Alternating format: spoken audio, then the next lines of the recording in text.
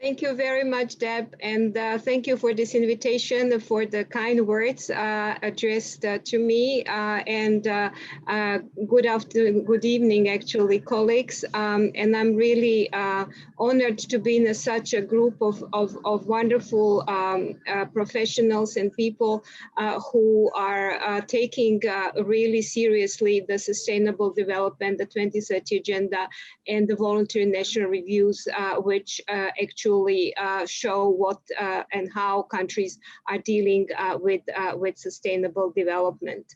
I have been, as Deb has mentioned, working with countries since 2016 when the first VNR started, and I'm going to share my screen.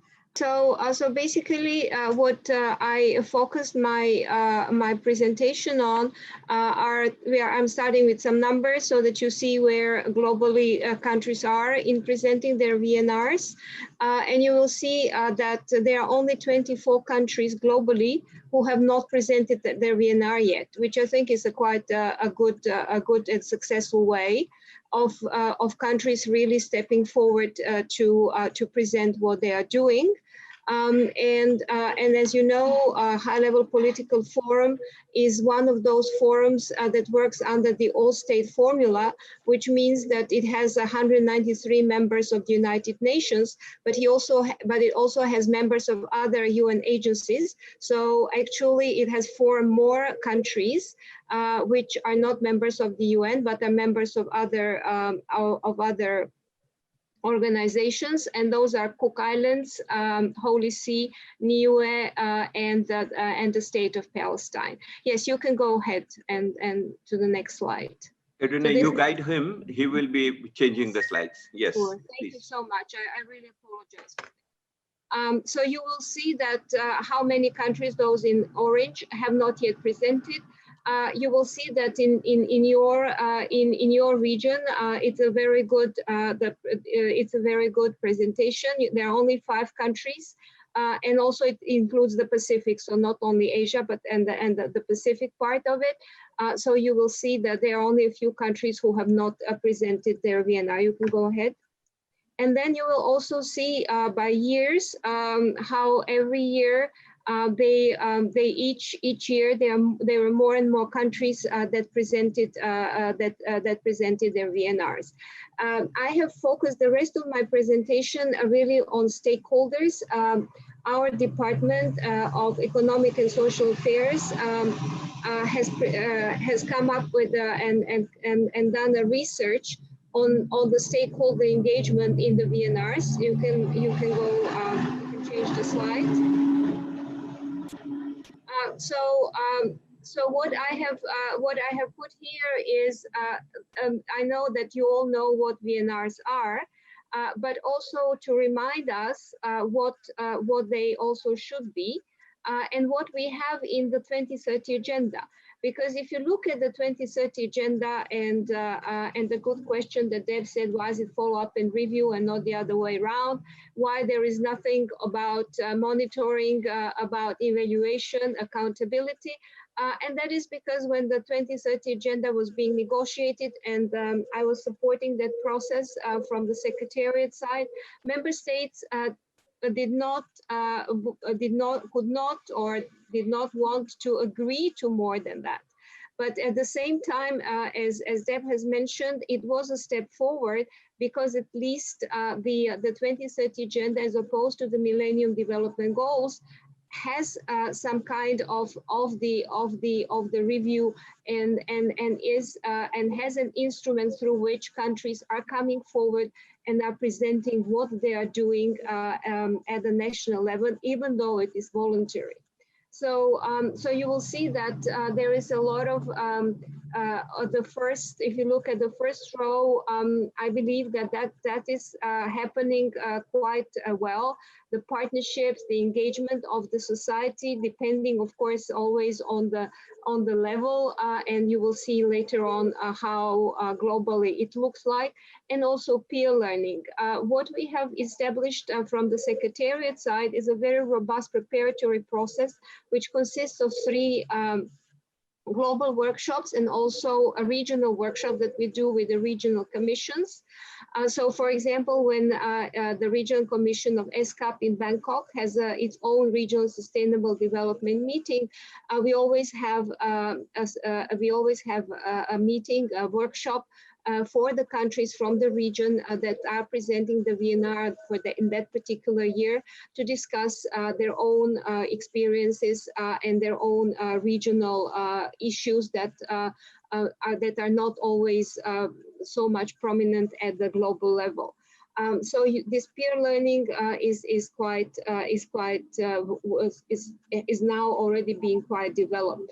Of course, when we talk about evidence, data, monitoring, and evaluation, there are many degrees to that. And if you look at the original mandate of the VNRs, and I know you already know it, and I'm not mentioning it because you don't know it, but because to remind ourselves what it doesn't say in that mandate, but it's actually because of the peer pressure. And I would also say because of the Secretary General's voluntary guidelines is happening. So I think that there are more and more countries, if you look from the 2016 to this year, that are producing annexes where there is more evidence, there is more data. They are already looking and evaluating what has happened and how far they have come. So, so this is all of these kind of things of saying that it's an accountability mechanism. It's not in the original mandate. But because of this, I would say, peer pressure and also about the pressure from stakeholders in the countries and globally, there is more and more of this evidence-based VNRs than we saw at the beginning in the first years. You can go ahead. So you will see here, there is a myriad of the stakeholders that need and should be engaged in the VNRs. And also something what is very important, and from the Secretariat side, we are always trying to encourage is to work with other parts of the government. And I'm very happy that we have the Member of Parliament here who is going to talk about that experience, because parliaments are very important in the VNR presentation, and not only in the VNR presentation, but the implementation of the 2030 agenda in general. And I'm also really delighted that we have the resident coordinator, because UN country teams are extremely important in developing countries. We always have also a webinar with the resident coordinators every year of the countries that are presenting that particular year in order to work together to support, to give support to the countries. But there are also a lot of other actors that are there from as you will see, from the scientific community to older persons, to children, to youth, and a lot of national stakeholders. And I'm really honored to be at this platform here today, because the studies have shown that those countries that really have organized platforms of stakeholders always have better engagement with government and are much more really involved in the implementation of the 2030 agenda. Please go ahead. So you will see that in our, as I just mentioned, the study that we have conducted on the stakeholder engagement from 2016 to 2019. So this year has not yet been taken into account. You will see that usually there are 5 ways that countries report on the stakeholder engagement. So this is based on the reports that countries produce in the run-up to their presentation at the high-level political forum. So one of them is engagement through coordination and governance structures that support the 2030 agenda implementation. And you will see later on, I have pulled out some examples of that. So how they are having some kind of multi-stakeholder mechanisms, so that where both the government and stakeholders are engaged in the presentation. Also, they talk about outreach and awareness raising, so how stakeholders are being how they are being informed and how and also how they themselves are working on this outreach. Then also through the development of national priorities for implementation. So they are stakeholders who work in different areas. So they are also engaging with the stakeholders to work, let's say, on gender, on water and sanitation, on youth, and so on. And then, of course, they also report on the consultation and engagement on VNRs, and so they would describe the workshops that they held, also the comments that they have received, and also there are some examples of countries who even include part of the comments from stakeholders in their VNRs. And then, of course, there are engagements through partnerships with non-state actors. So there are also a lot of public-private partnerships. And because, as we know, the public sector cannot do everything in the implementation, so you need to engage non-state actors, including private sector, NGOs, and so on. You can change the slide, please. So, so you will see when we looked at the reports, some of the things and how this stakeholder engagement has been reported. So you will see that around 75% of countries that noted the inclusion of non-state actors. And then 80% talked about some activities, and nearly 80% provided information on multi-stakeholder engagement, and also how they did it. So I just talked about that. And then they talk about different other ways of engaging through youth councils, stakeholder fora, engagement with local and regional governments, and also working with partnerships. So all of these kind of things come out from there. You can go ahead. Next slide. Yes, and so here are some of the activities that the VNR countries reported. So what is really, and if you look at the columns, you will see visually that the largest column is about the inform, and the shortest one is about empower. So this is very important because it's, of course, all of these stages are important, but empowering stakeholders is something which is really essential. And this kind of platform that you have is also about empowerment. So you will see that informing, there are different ways how you can inform. I'm not going to read through all of that, but you will see that that there are a number of activities there which range from conferences to parliamentary discussions to partnerships.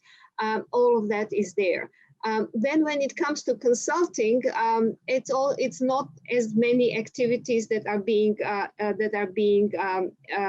reported, as you will see. So a lot of them are basically limited to consultation meetings and public comments online.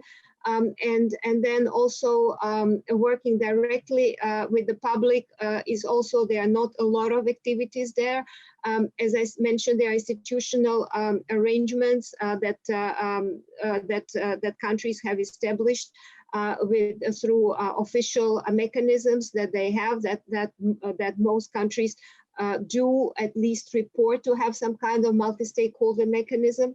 And then when you have about, and then when they talk about collaboration, there are some good examples of countries who were drafting their VNRs together with stakeholders. And as I said, there are some examples where they have included them in their reports. And then also there is engagement with academia. There are countries, for example, who would engage a think tank that would help them with research, especially in collecting the data and finding the science-based, so that they can produce a scientifically based evidence on how far they have gone in the implementation. And then when you see when you see the empowering, there are not that many activities there as well, and they are focused on usually capacity building and efforts to create the enabling environment so that stakeholders can engage in meaningfully. And also there is a lot about localization and partnerships. So how this, because local activities and local governments are extremely important, but it's also a big challenge. And I have heard from countries from through all these years that it's one of the most difficult challenges for them is the engagement of stakeholders and localization, and how the national government works with local governments and also of other communities and activities at the local level. Can you go on? So you will see here, we looked at the reports and see what are the percentage of countries reporting that they did at least one activity in these 5 areas that you have just seen. So you will see that there are quite a few countries that have done that. But again, if you look at the Empower, it's one of the least reported, because it's the most difficult one to do that. And of course, I'm sure that if we were to do this now again, COVID-19 has impacted a lot, and I have just finished working on the and did research in the 2020 VNRs. The brief has been published on DESA website. You can have a look at it, how countries have already reported on the impact of COVID-19 on their activities, not only regarding to VNR engagement, but also how they are already predicting that COVID-19 will really have a negative impact on the implementation of the 2030 agenda and the SDGs. And not only that, going forward, but also how it could unravel and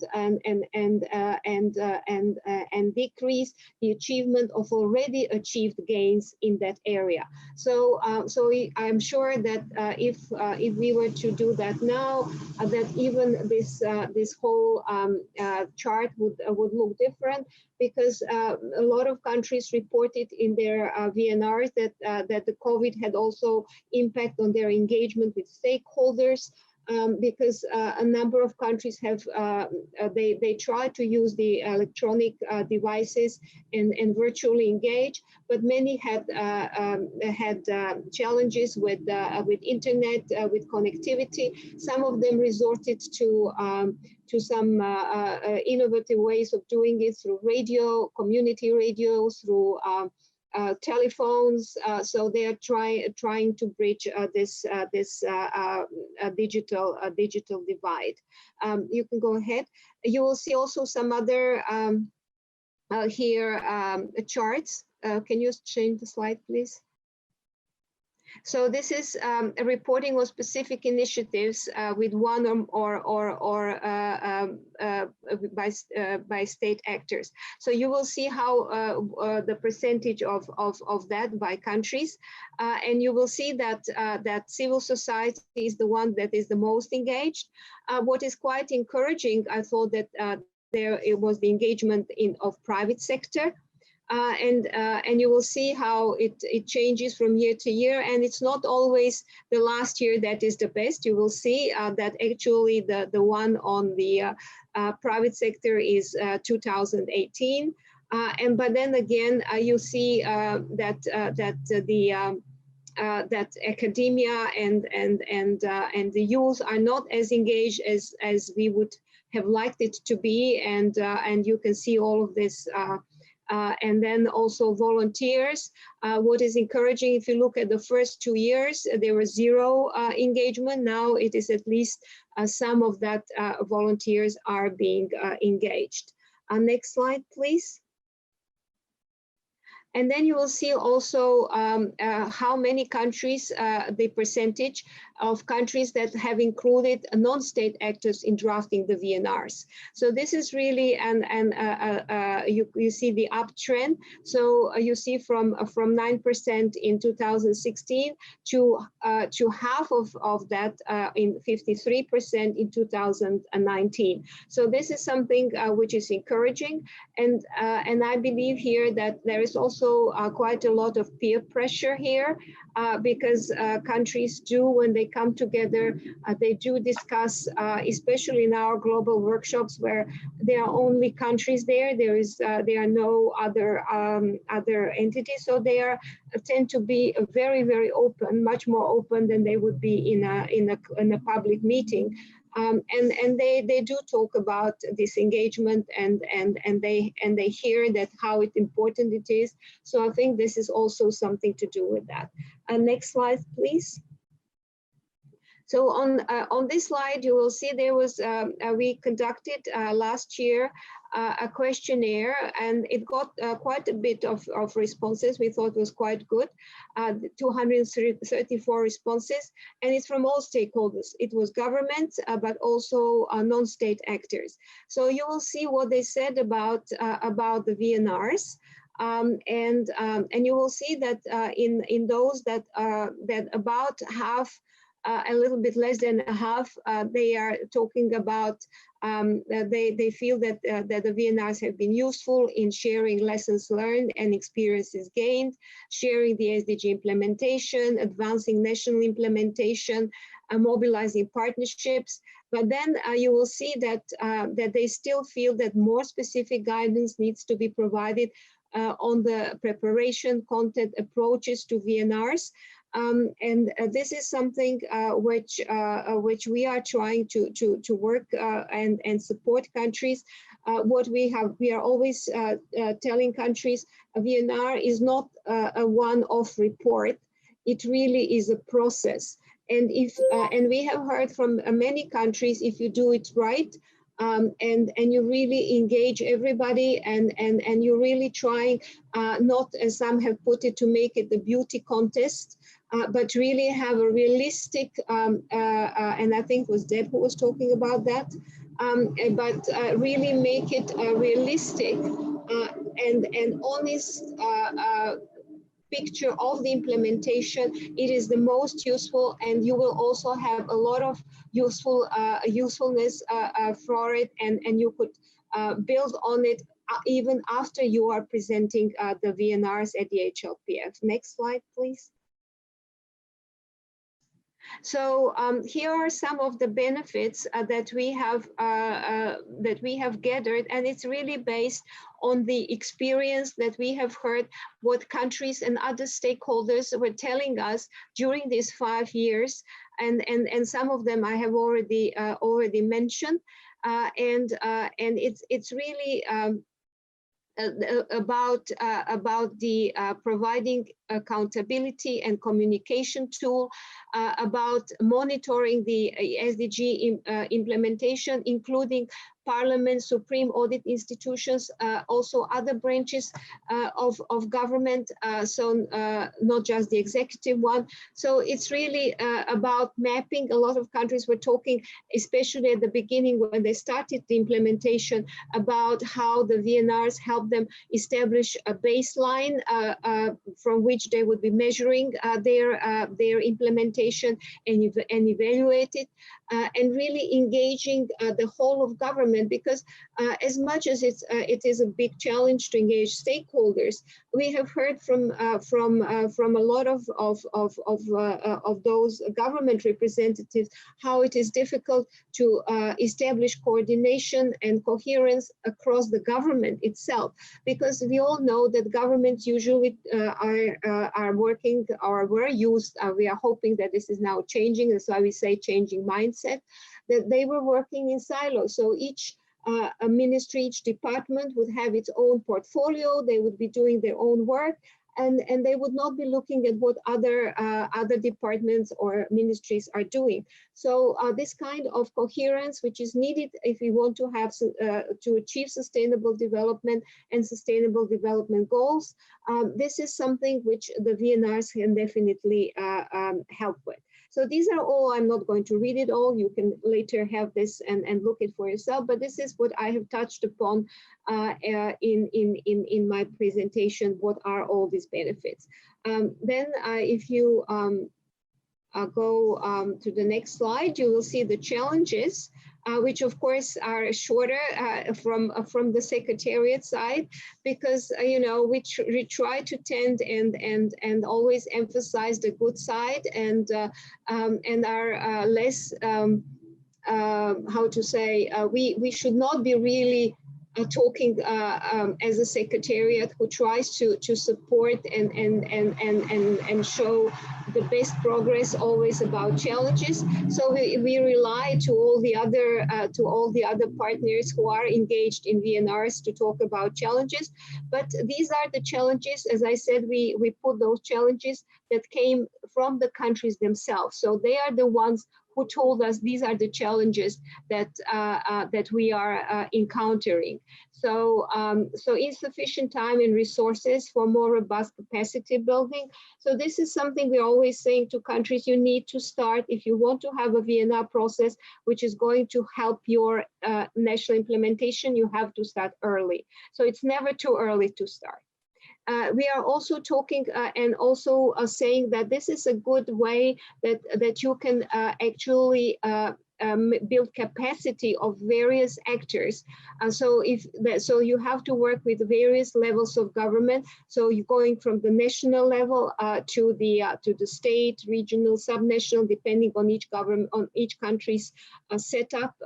When they are, of course, federal governments have much more challenges and because they all have to work with a lot of state or regional or sub-regional local governments. But at the same time, it's also an opportunity because through that you're also empowering those communities and local governments which are the closest to the implementation that can make really the difference in the life of people.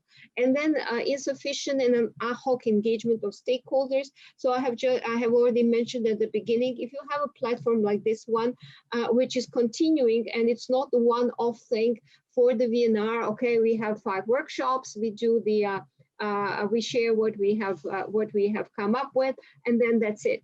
But you really have a continuous mechanism, which is hopefully also legislated. That's the best case scenario. But even if it's not, but if it's continuously working and engaging with government and also with other stakeholders and amongst different communities, then it's really a big and important thing. And this is a challenge. And then not enough data to monitor, evaluate progress. We all know about data collection, the reliability of data, and also how you have to have a coherent approach to data. There have been lately some good examples that countries have established national platforms for data collection, so that everything that the country, from all sectors, all the data comes to one platform where it's available to everybody to use it for their own purposes. And then, of course, we have established this and offered to countries Secretary General's voluntary guidelines. These guidelines at the beginning, if you look, we did some research, and at the beginning in 2016-17, not many countries follow these guidelines. But as we moved on, now almost all countries follow these guidelines, which is providing at least some sort of comparability among reports.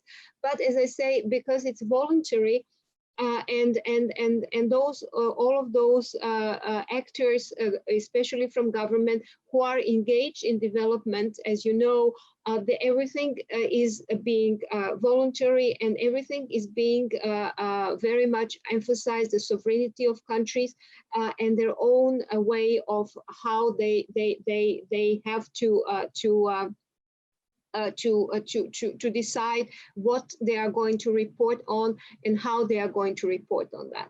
So so having this guidelines that countries are now finding more and more useful in their own approaches is encouraging.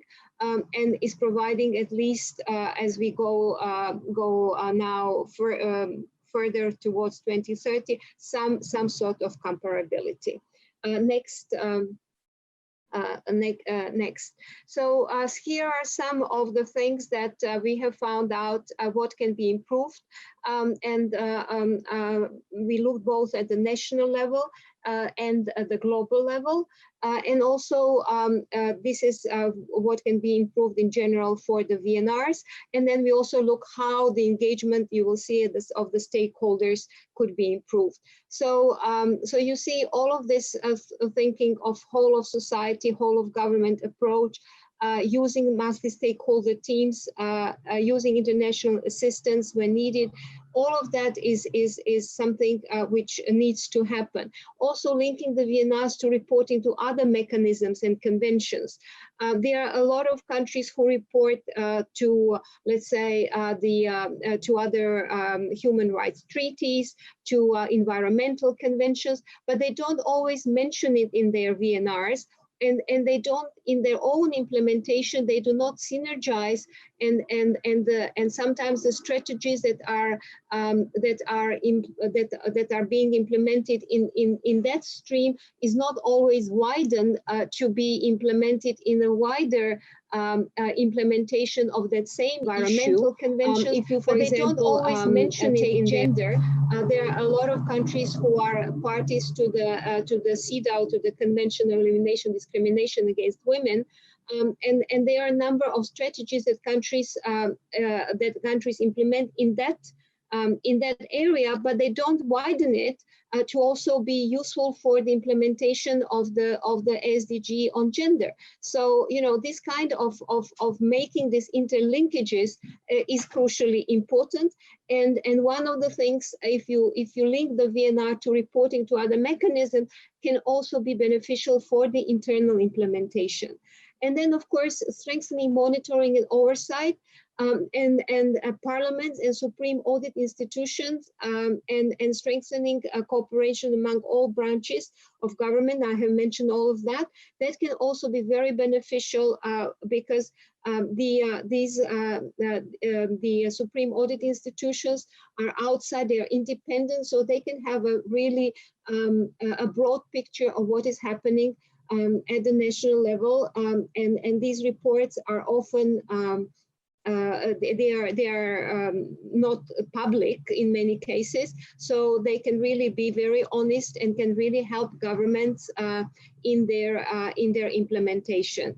And then also, it's what is important is to explain the impacts of strategies and policies.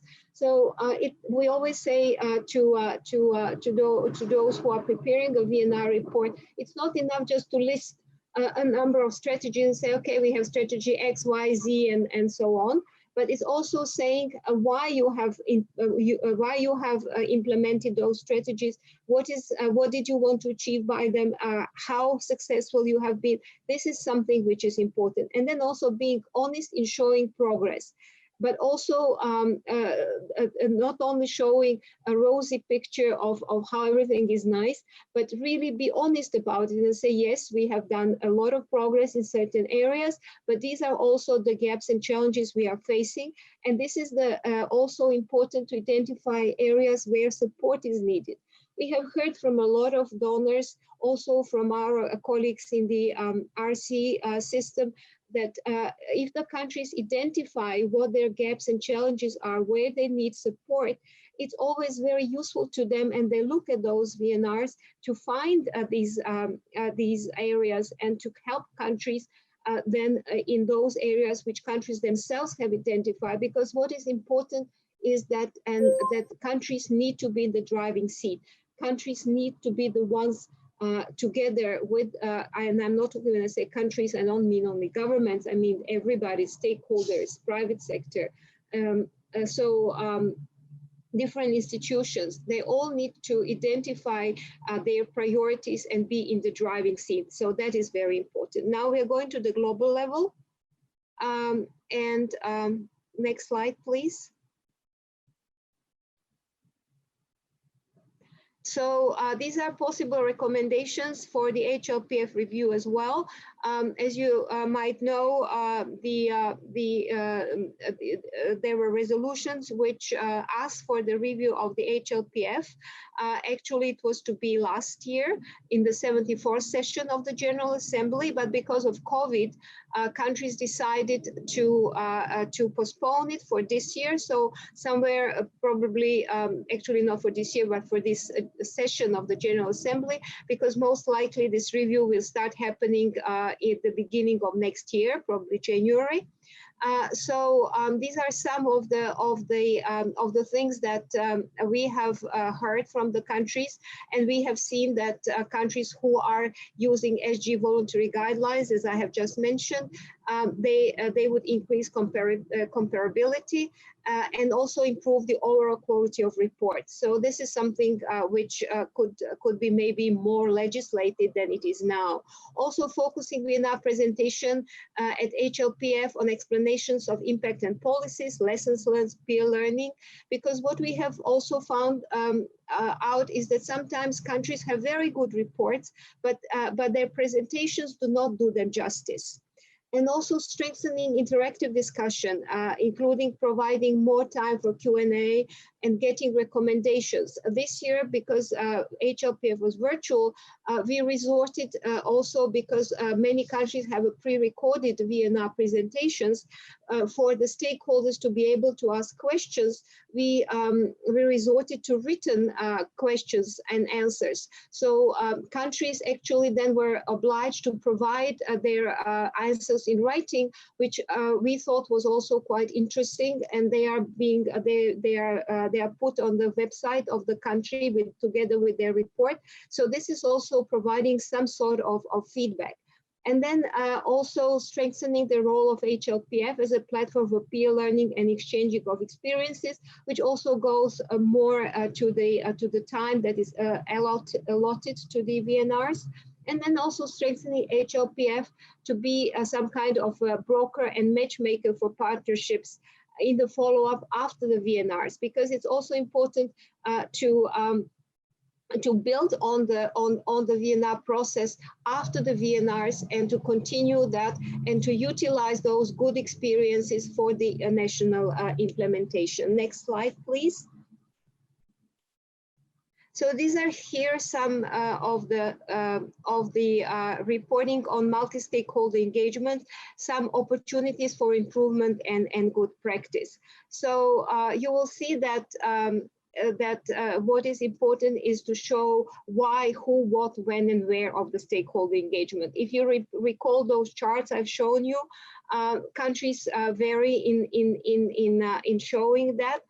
But it would be important to really be honest how this engagement went, how the insights and what kind of effective approaches have been done. You can go ahead. The next slide, please. Okay, so here you will see what can be improved. You have all these stages that can be used to improve the stakeholder engagement. And what is important is really to plan. Stakeholders need also to know how they are going to engage, what would be the timeline, so that they can themselves also amongst themselves have enough of the collaboration and dialogue and establish partnerships to be able to provide a good partner to governments, to advise them, to engage with them, and also to empower citizens themselves to participate in the implementation. And also what is important is really when we are talking about stakeholders, to really engage all the relevant stakeholders and to reach to those who are traditionally left behind, and to know and to identify what are these groups which are left behind, and to reach out to them and to engage them, and also to recognize the expertise of others, and to see that everybody has something to contribute, and the more diversified and the more inclusive it is, the better it is. And then what is important would be also for the stakeholders to report on their own experience, and how stakeholders have contributed to the implementation of the 2030 agenda, how this whole of society approach is working, but also how their experience with the VNR process has been. Next slide, please. And so finally, here are some of the examples that I have pulled out of the from different parts of the world, including your own. As you know, 2030 agenda is a universal agenda, so we also have developed countries report. So I have also pulled here the example of Finland. So what I found interesting for Jamaica is what they have is the approach of localize the SDGs through the Dialogue for Development, a series under the theme Jamaica We Want, Vision 2030, advancing the SDGs, leaving no one behind.